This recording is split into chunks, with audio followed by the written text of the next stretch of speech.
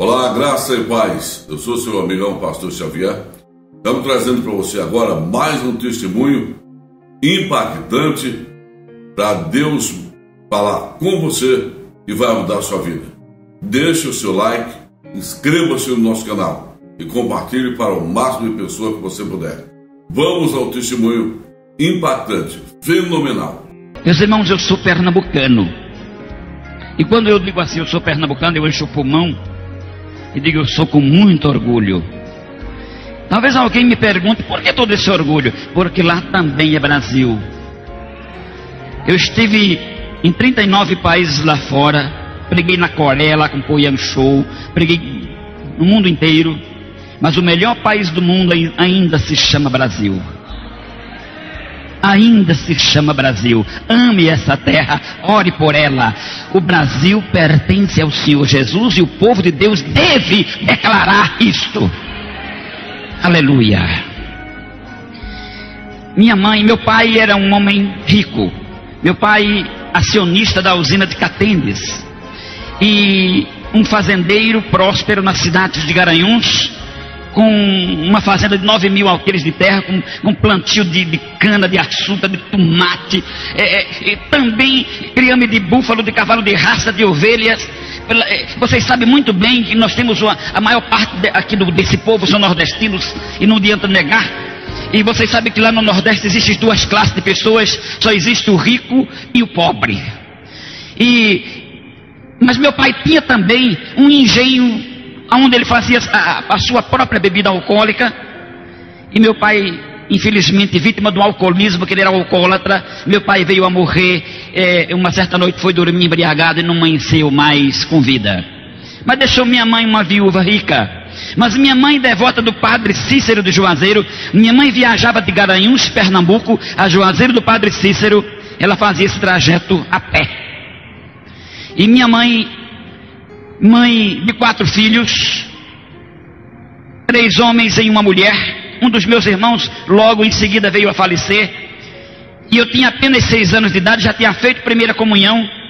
Uma noite eu tive um sonho, e eu liderava um grupo de pessoas tão grande, que eu olhava e não via o fim. E quando acordei, eu contei isso à minha mãe, e os senhores sabem que tem 2 tipos de nordestinos, um que fala muito e outros que não falam nada. Minha mãe é daquelas que fala pouco. E ela só olhou para mim e disse, deixe besteira, menino. Tu come demais e vem contar besteira. Mas eu dava uma volta e pegava na saia da mamãe e dizia, mamãe, e meu sonho? Até que uma hora ela disse, vamos conversar com Dom Expedito. Sabe quem foi Dom Expedito? Aquele bispo que foi assassinado a tiro de revólver pelo padre Osana. Quantas pessoas aqui se lembram deste evento? Muita gente. Muita gente. Vocês sabem que quando Dom Expedito me ouviu, ele bem sério, olhando nos meus olhos, disse, meu filho, isso é uma chamada para o sacerdócio. Quer ser um padre? Eu disse, olha, se mamãe deixar, eu quero. Espera um pouquinho. Reuniu-se com a minha mãe, daqui a pouco ele voltou e disse, olha, tua mãe me permitiu, mas ela disse que você só tem 6 anos e o seminário só pega com 7. Mas esse ano ela prepara seu enxoval e o ano que vem você ingressa no seminário redentorista. Eu não vi a hora, eu contava os dias, até o dia em que ingressei no seminário redentorista. Eu fiz o seminário menor em Garanhuns. Eu fui transferido para o Rio de Janeiro, onde fiz o seminário maior. Mas como no nosso seminário não tinha filosofia, nós viemos fazer filosofia em Aparecida, porque o seminário também é redentorista.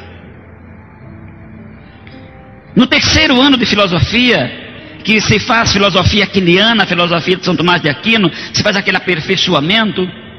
Nós já tínhamos passado por teologia, hermenêutica, exegese, eclesiologia, prática sacerdotal, já tínhamos passado por toda aquela celeuma que Frei Paulo conhece. Na época da missa em latim, que da primeira à última palavra da missa se celebrava em latim. Mas fazendo filosofia, eu não sou racista. Vou contar essa experiência, não quero que as pessoas de cor pensem que eu vou contar isso por ser racista. Eu vou contar isso porque aconteceu comigo.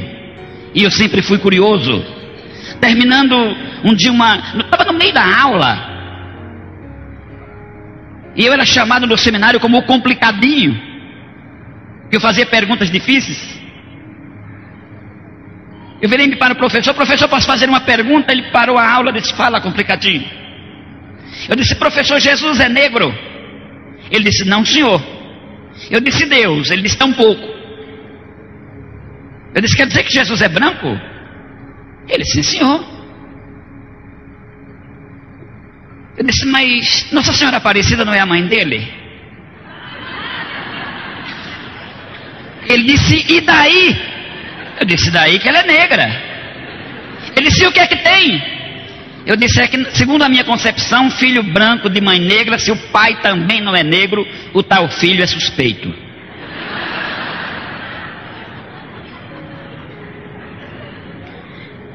Estou certo, Jesse? Se eu vou levar o senhor à diretoria, eu digo: tudo bem. Você sabe, qualquer coisinha é reitoria, é diretoria. O diretor botou o dedo no meu nariz: o senhor é racista? Eu disse: não, senhor, eu sou curioso.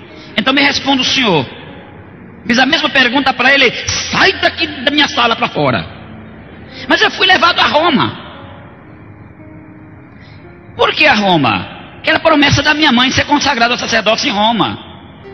Os paramentos de um sacerdote que vai ser consagrado é bonito, com toda sinceridade, é bonito, é muito lindo.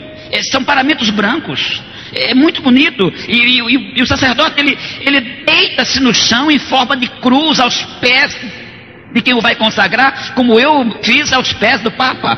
Eu fui consagrado daquela forma aos pés do Papa.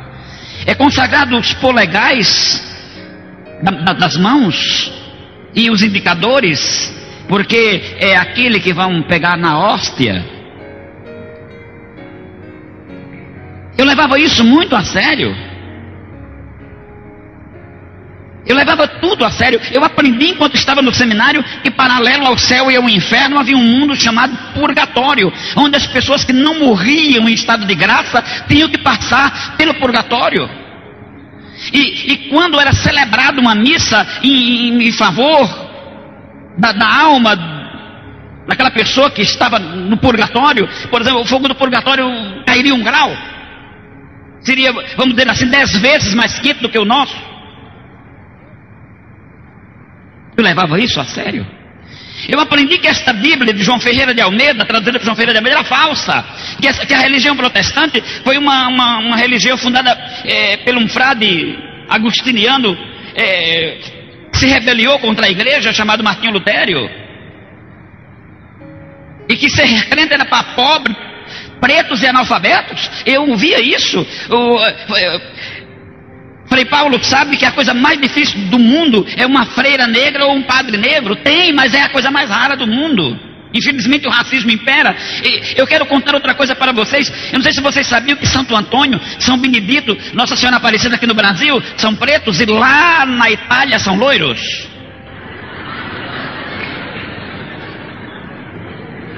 Eu sei que meu testemunho vai ser um pouco pesado, eu sei que vão ter pessoas católicas que podem até virar as costas e ir embora, mas acredite, meu irmão, está escrito em São João capítulo 8, versículo 32, e então conhecerei a verdade, e a verdade vos libertará.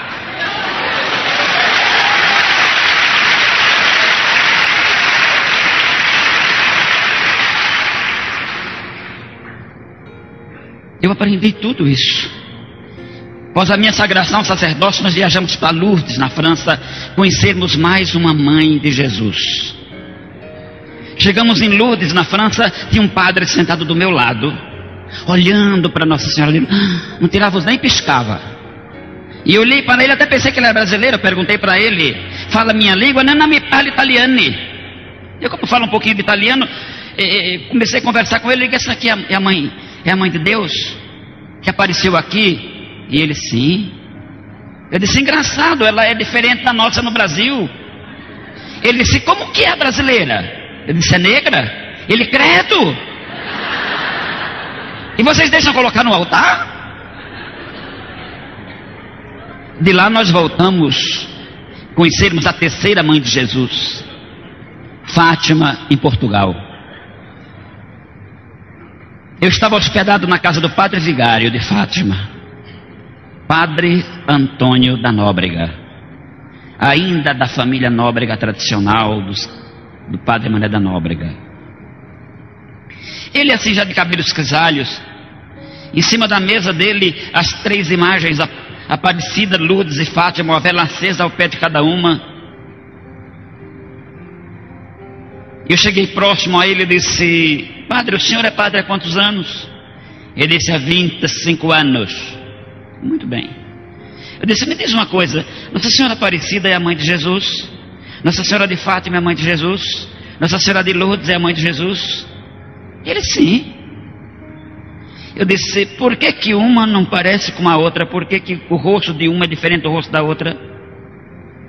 Ele pensou um pouco e disse: bom, isso é devido à região onde ela apareceu.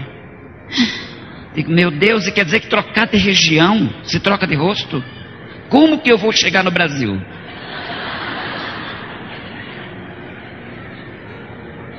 Olhei para ele e disse: a sua mãe é viva ou morta?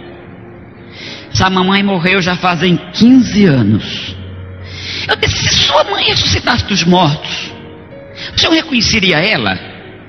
Ele disse: lógico. Eu disse: mesmo se ela aparecesse no Japão, baixinha, olhinho puxado, afirmando-se tua mãe? Ele disse: eu mandaria prender como doida.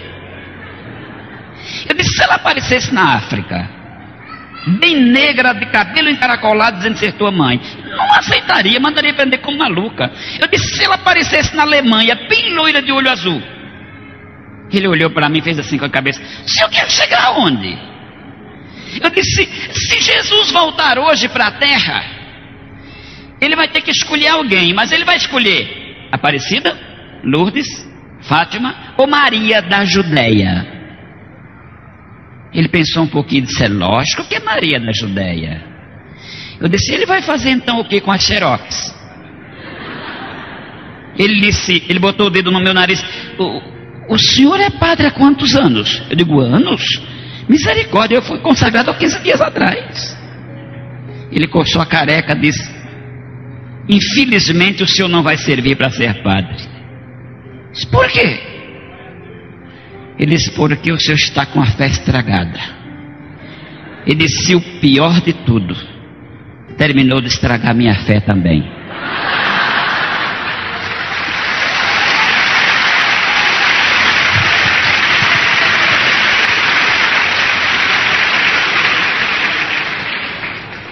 Eu voltei para o Brasil. Aqui no Brasil vocês sabem que as 2 letras Q e I, quer dizer, qualidades especiais, mas no jeitinho brasileiro chama-se quem indique. Eu fui indicado vigário em Nova Iguaçu, estado do Rio, e um padre mais velho do que eu, mais antigo do que eu, meu vigário auxiliar, levando tudo a sério, celebrando a missa em latim. Quantas pessoas aqui se lembram da missa em latim? Levante a mão, quero ver.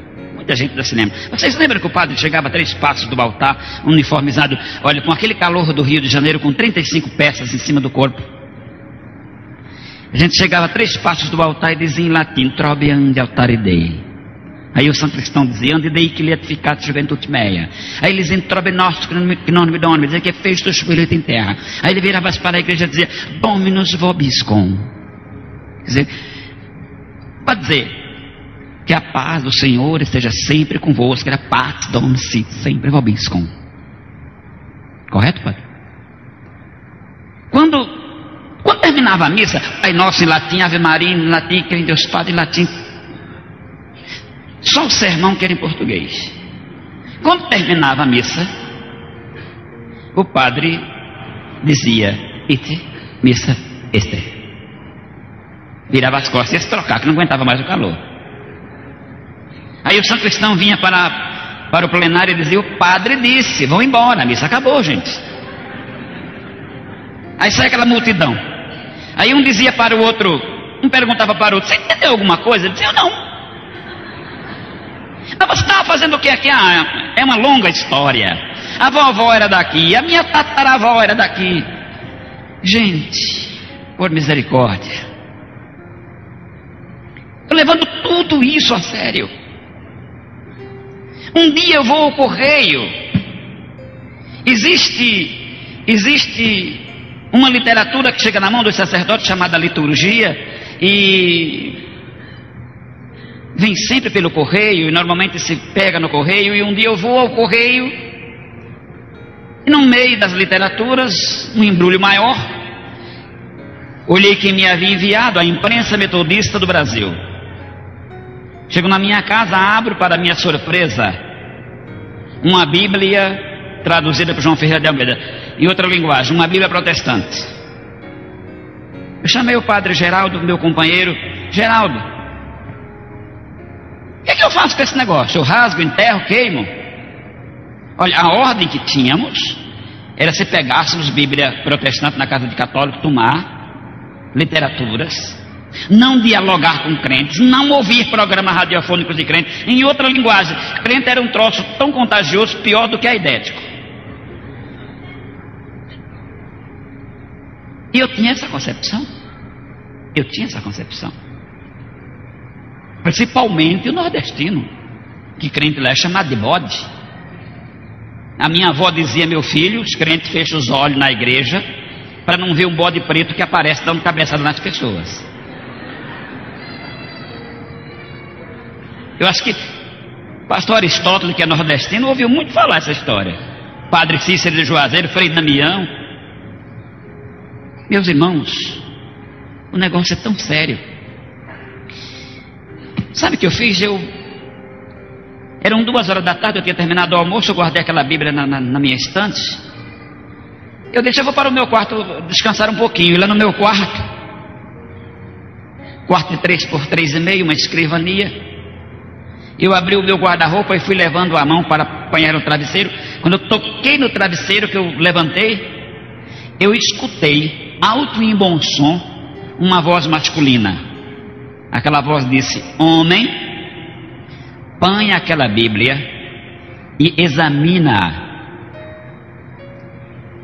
Vocês já imaginaram você num quarto de 3x3,5 viu uma voz masculina que não tem ninguém debaixo da cama, não tem ninguém no guarda-roupa?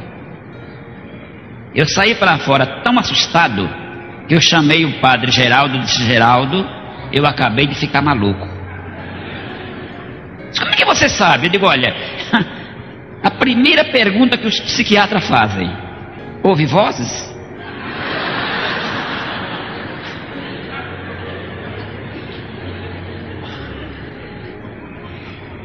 Aí ele disse: o que a voz te disse? Aí quando eu disse a ele, ele disse: rapaz, o negócio é sério, pode ser Deus, porque o diabo não iria mandar você ler a Bíblia, que ele não gosta. Por que você não obedece? E tudo bem. Fui para o meu quarto, sentei-me, abri a Bíblia, e por acaso, não por acaso, dizem que existe para quem não é crente coincidência, mas para quem é crente é Deus-incidência, é Cristo-incidência. Eu abro a minha Bíblia no capítulo 8 de São João, por acaso, abri esse capítulo 8 de São João, comecei a ler do começo. E fui lendo, daqui a pouco me deparo com o versículo 32. E então conhecereis a verdade, e a verdade vos libertará. Eu cacei na minha exegese, eu disse: mas o que quer dizer isso? Eu comecei a traduzir: me libertar, mas me libertará do quê?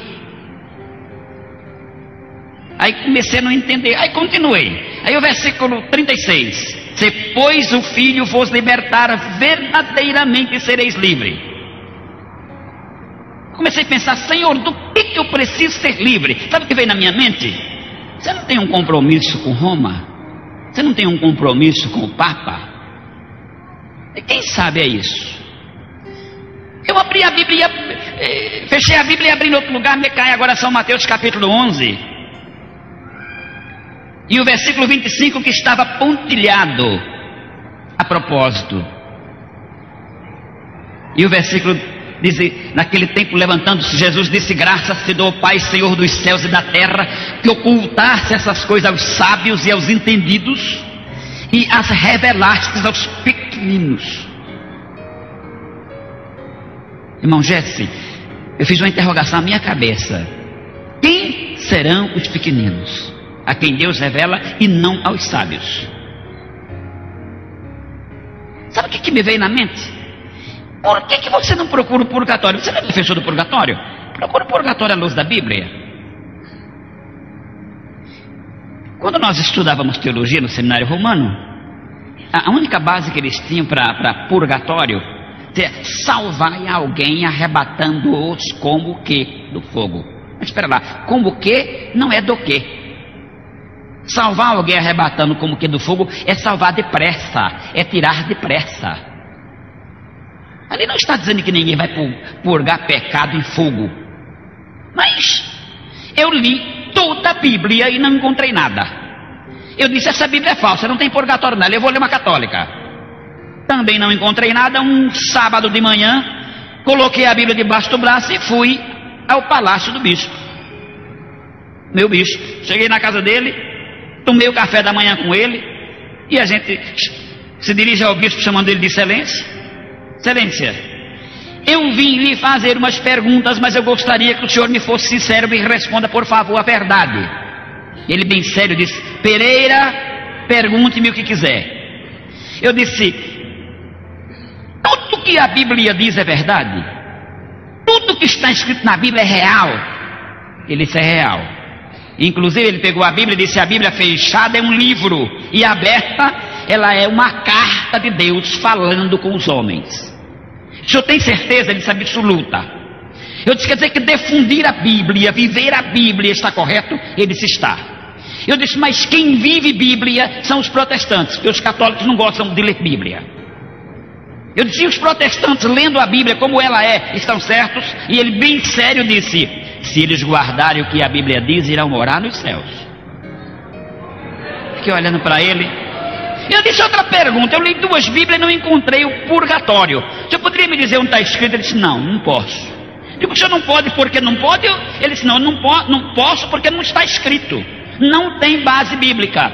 Ele disse: olha, foi o Papa Gregório I que autorizou. Ele disse: nós rezamos pelas almas do purgatório por obediência e não por existência. Eu pus a mão no queixo, quer dizer que não existe. Eu disse: e como é que o homem vai ser salvo? Ele não precisa se purificar dos pecados? Ele disse: sim. Eu disse: irá se purificar aonde? Ele disse: abra a Bíblia, 1 João 1,7, lê alto, e lá diz: mas se andarmos na luz, como ele na luz está, temos comunhão uns com os outros, e o sangue de Jesus Cristo, seu Filho, nos purifica de todo pecado. Eu quero dizer para os entendidos em língua portuguesa que nós temos aqui doutor de tudo que é tipo. Sabe por que está escrito de todo e não de todos no plural? Porque a Bíblia, a própria Bíblia diz que o pecado contra o Espírito Santo não tem perdão. E se a Bíblia dissesse todos, estaria incluído. Então teria perdão. Estão entendendo por quê? De todo o pecado. Quando eu terminei de ler, ele disse: se é o sangue de Jesus que purifica o homem dos pecados, para que purgatório? Ele disse: se é o purgatório, Jesus morreu e derramou seu sangue, para quê? Eu pus a mão na testa e disse: quer dizer que até hoje, quando eu estava rezando pelas almas do purgatório, eu estava falando sozinho? Ele balançou a cabeça.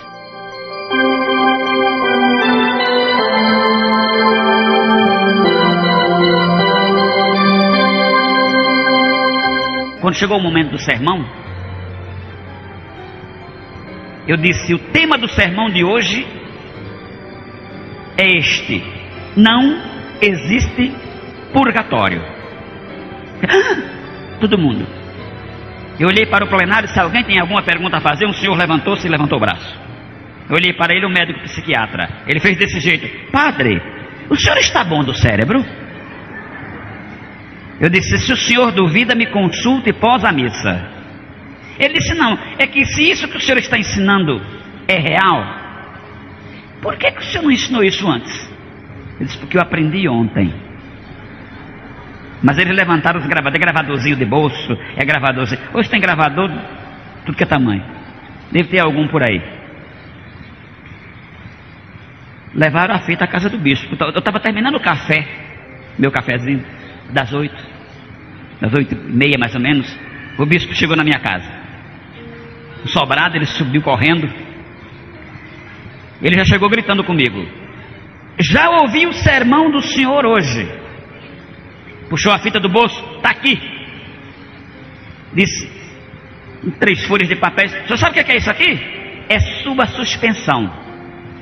O senhor está suspenso da ordem por 90 dias. E se o senhor não retirar o que disse, será excomungado como rebelde. A paróquia, a direção da paróquia passa para o seu companheiro. Ele disse: eu quis falar alguma coisa. Ele simplesmente virou as costas, pegou o carro e foi-se embora. Meu colega balançou a cabeça e disse: Pereira, agora sim, agora você tem que procurar um psiquiatra, porque você está querendo dar uma de Martinho Lutério. Se levantar contra a igreja de Deus, você é louco. Você se lembra de João Ingrid? Você se lembra de Lutério? João Ingrid, quando foram matar ele disseram para ele: nós vamos te matar. Ele disse: vocês vão matar. E ele tinha um apelido de ganso. Vocês vão matar um ganso, mas vai nascer um cisne. Vai levantar-se um cisne na história. E levantou-se mais tarde Lutério. Então, meus irmãos, eu virei-me para ele e disse: sabe de uma coisa, eu não quero mais saber de conversa não. Eu vou para o meu quarto, eu vou ouvir Roberto Carlos. Estava na época do Roberto Carlos, era o sucesso. Cheguei no meu quarto, liguei meu radinho de cabeceira, esperando ouvir Roberto Carlos. Sabe quem estava cantando? Mateusiense. Aquele hino: está chegando a hora de partir. Eu não posso ouvir hino de protestante. Mas o hino diz assim: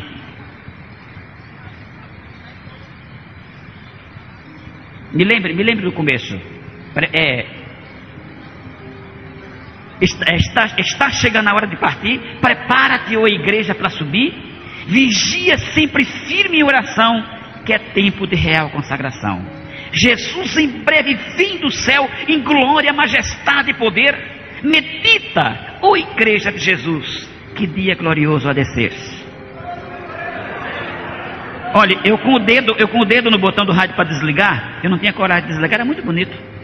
Aí o locutor anunciou: de 18 a 23 de julho acontecerá no Maracanã, Rio de Janeiro, a 8ª Conferência Mundial Pentecostal, onde pastores do mundo inteiro estarão pregando sobre a fé. Eu disse: eu quero estar lá um desses dias. No penúltimo dia da festa, era o comentário do Rio. Eu virei para o meu colega e disse: escuta, amanhã é um encerramento, que na parte da manhã, na parte da tarde, encerra a Conferência Mundial Pentecostal. Eu falei para o meu colega: vamos até lá? Ele disse: vou nada, rapaz, você é louco? Se a imprensa está lá, nós vamos aparecer na primeira parte dos jornais. O bispo vem aqui e nos excomunga. Não vou não. Então fique, eu vou. Irmãos, quando foi na hora de eu ir, a gente morava num sobrado, da nossa condução era um jipe. E lá vou eu descendo as escadas, com a melhor batida que tinha chegado do tintureiro, bem arrumado, uma faixa, um crucifixo aqui preso à faixa, um uniforme, um verdadeiro uniforme redentorista, um chapéu preto na cabeça, bem elegante. Lá vou eu descendo. Eu era magro que parecia aquele homem que o paletó listado tinha uma lista só. Era bem magrinho, velho. Eu vou descendo. Quando eu estou na última volta da escada, o padre Geraldo ficou olhando de cima e disse: Pereira, dê o que der, eu vou também. Aí fomos dois. Quando nós chegamos na porta do Maracanã, para nossa surpresa, os diáconos que tinham a faixa no braço escrito disseram: não pode mais entrar ninguém. Não pode? Não. Mas não tem jeito? Não tem. Então vamos dando meia volta para ir embora. Nós já tínhamos andado um pedaço. Eles se reuniram depressa num canto e foram atrás de nós. Deram o jeitinho brasileiro. Disse: olha, vamos fazer o seguinte: como se trata de 2 padres, vocês vão entrar. E nós entramos. Lá onde não cabia mais ninguém, nós nos sentamos. Os nossos olhos depararam, os senhores... Você estava lá, Caleb?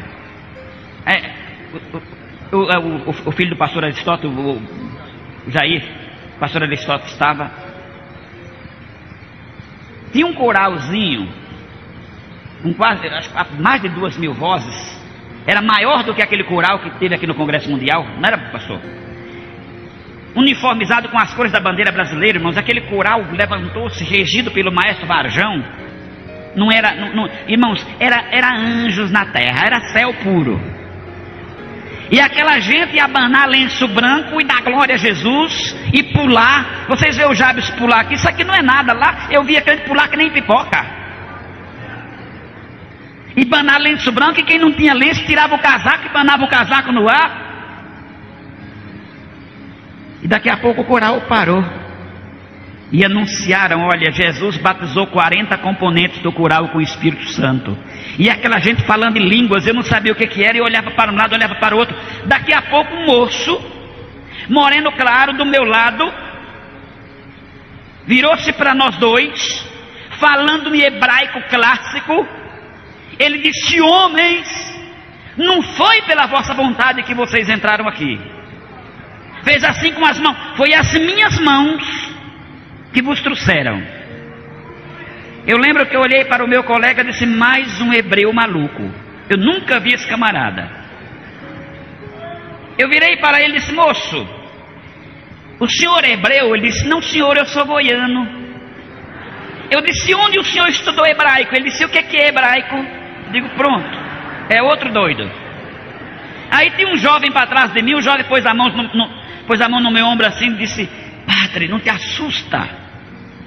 Esse moço foi batizado com o Espírito Santo e recebeu o dom de profecia agora. Se agora. Olha, Deus falou com vocês dois. Eu confesso, eu temi e tremi. O tema era o Espírito Santo glorificando a Cristo. Não era isso? Cada pregador falava dentro do tema. Aí deram a palavra para aquele Bill Block da igreja Eli no Canadá. E ele me lê Amós 4,12, a parte B do versículo, traduzido por Bernard Johnson, o melhor intérprete do Brasil. Eu acho que depois dele só Gineto, né? Então, meus irmãos, ele começou a pregar sobre a lei sacerdotal. Ele disse: olha, os primeiros sacerdotes foram Arão e seus filhos. Ele disse: a lei sacerdotal durou até Zacarias. Ele disse: Zacarias foi o último sacerdote. Ele disse: o último sumo sacerdote foi o Senhor Jesus. Ele consumou a obra sacerdotal na cruz. Ele disse: e Jesus, pós-ressuscitado, nomeou uns para evangelistas, pastores, doutores e mestres. Em um tom bem firme ele disse: sacerdotes não existem mais. Eu lembro que eu virei para o padre Geraldo e disse: nós dois somos o quê? Ele disse: 2 bonecos fardados. Não tem mais? Foi abolido na cruz. Mas o apelo aquela noite foi feito assim: amigo, você não gostaria de hoje experimentar um pouquinho do meu Jesus? Se você gostar dele, você fique com ele. Agora, se você não gostar, pode me devolver, eu aceito de volta. Quando ele disse: aquele que quiser experimentar um pouquinho do meu Jesus, fique em pé. Irmãos, eu fui a primeira pessoa a levantar e gritar com toda a força do meu pulmão: eu quero esse Cristo. Olhei para o meu colega, ele banhado em lágrimas, fez a mesma coisa.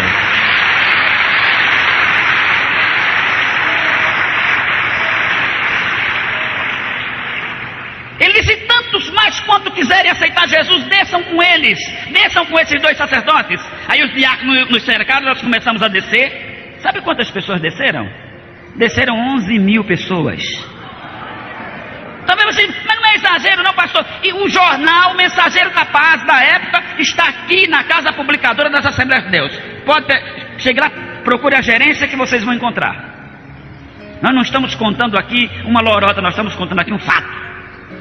11.000 pessoas. Abalou a imprensa do Rio de Janeiro. abalou a história.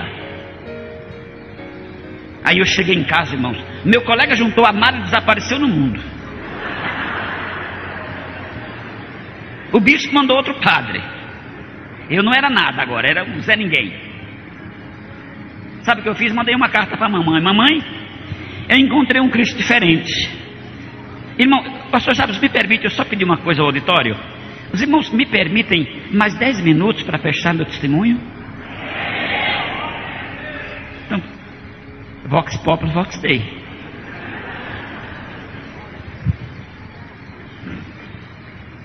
Irmãos, eu mandei dizer à mamãe: mamãe, eu encontrei um Cristo diferente agora. Diga, esse Cristo que eu encontrei não é aquele que está aqui no Corcovado de cimento armado. Também não é de ouro, prata ou bronze. Diga, esse Cristo é aquele de Apocalipse 1,18. Aquele que disse: mas eu que vivo e estive morto, mas agora estou vivo e para sempre tenho as chaves da morte e do inferno.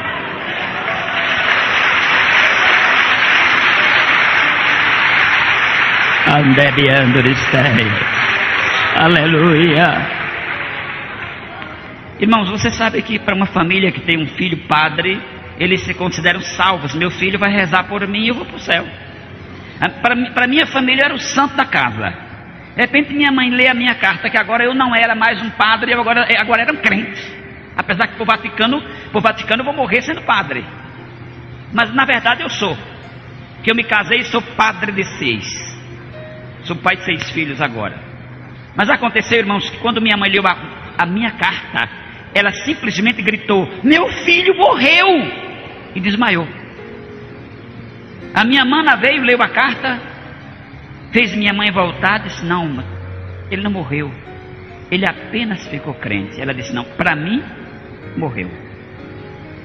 Irmãos, acredite uma coisa, 17 dias após, eu estava almoçando quando o carteiro chegou. Ouça isso, Frei Paulo. Eu estava almoçando quando o carteiro chegou. Entregou uma carta, eu olhei, vi que era da minha mãe, abri. E mamãe dizia: meu filho, eu preferia viver morto. Vocês se lembram quando se escrevia a carta, essa missiva? Se usava essa frase, né? Eu preferia pegar na alça do seu caixão. Eu preferia lhe ver sendo um toxicômano qualquer. Mas já que você virou crente, como dizem os nordestinos, nunca mais eu quero ver seu rosto. Nunca mais você vai cruzar meus batentes. Te darei um jeito para lhe desmembrar da família. Irmãos, vocês sabem que um filho ler uma carta de uma mãe nesse teor é bravo. Sabe o que eu fiz? Eu saí chorando para o meu quarto. E lá no meu quarto eu caí enjoelhado. E eu fui fazer a primeira oração. Por quê? Porque antes eu rezava. E não é a mesma coisa. A palavra reza quer dizer repetição de cópia. E a palavra rezar quer dizer repetir. Diz o dicionário Aurélio. Quer ver? Pesquise. Eu ajoelhado no meu quarto disse: Deus, quando eu era criança escolhi o sacerdócio romano como minha regra de fé. Pós-adulto está acontecendo tudo isso. Pós um sacerdote formado, ordenado, está acontecendo tudo isso comigo. Digo: Deus, eu não quero ouvir a voz do homem, eu quero ouvir a voz dos céus. Quando eu disse eu quero ouvir a voz dos céus, irmãos, o teto do meu quarto desapareceu. Aleluia. Sabe o que eu comecei a ver, irmãos? Eu comecei a ver um clarão tão forte que todas essas lâmpadas acesas ficariam trevas. E uma voz bradou nesse tom: meu filho, grande obra eu farei na tua vida. Se milhares viram o meu conhecimento pela tua instrumentalidade. Mas eu só aguentei ouvir até aí. Olha, eu peço aos senhores, nunca peçam para Deus falar direto contigo, porque você não vai aguentar, é duro demais. Eu caí ali onde eu estava. Eu fui levado ao pronto-socorro municipal.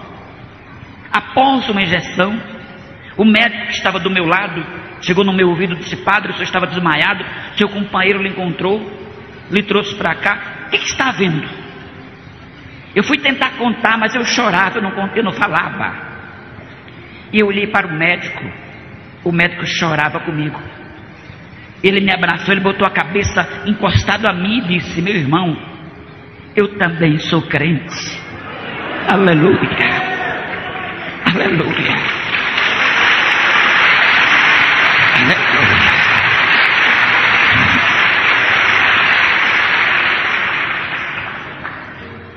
Meus irmãos, eu fui para casa, eu fiz uma carta ao meu superior, pedindo o meu desligamento, não esperei a resposta, eu saí fora. Minha mãe pagou médico para fazer um atestado de óbito, me dando como morto, só para os senhores terem ideia.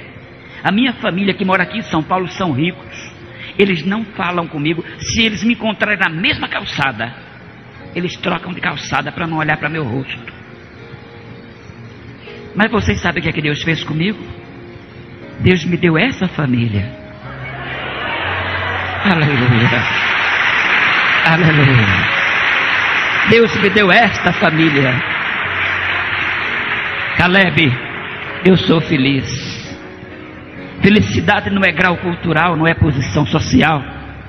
Felicidade na vida é você olhar para o céu e ter certeza que na vinda do Senhor Jesus você vai subir com Ele cantando. Irmãos, na cabeça de cada salvo tem uma luz que brilha mais do que o sol. Você sabe o que é que brilha mais do que o sol? É o Criador do sol. É Ele. Agora, eu estou vendo luz apagada. E você, meu irmão, que a sua luz se apagou, que você diz: mas eu não tenho mais força, eu aceitei Jesus, mas eu perdi o ânimo, eu perdi a força. Meu irmão, sai do teu lugar. Mesmo sem força como você está, caminha daí aqui e deixa Jesus fazer o resto. Eu quero perguntar dessa noite a você que gostaria também de ser feliz como eu. Eu quero perguntar a você que é católico, a você que é espírita, a você que gostaria de tomar uma decisão na vida de andar com Jesus, de mão dada com Ele. Eu quero convidar você a sair do seu lugar e vir até aqui na frente. Onde estão as pessoas católicas que estão entre nós? Aqui está Frei Paulo. Os demais que quiserem, façam como Frei Paulo. Venha para a frente. Aleluia. Venha, venha. Venha, meu irmão católico. Você quer ser feliz? Você quer ter Jesus de Nazaré na tua alma, na tua vida? Sai do teu lugar, vem aqui, vem.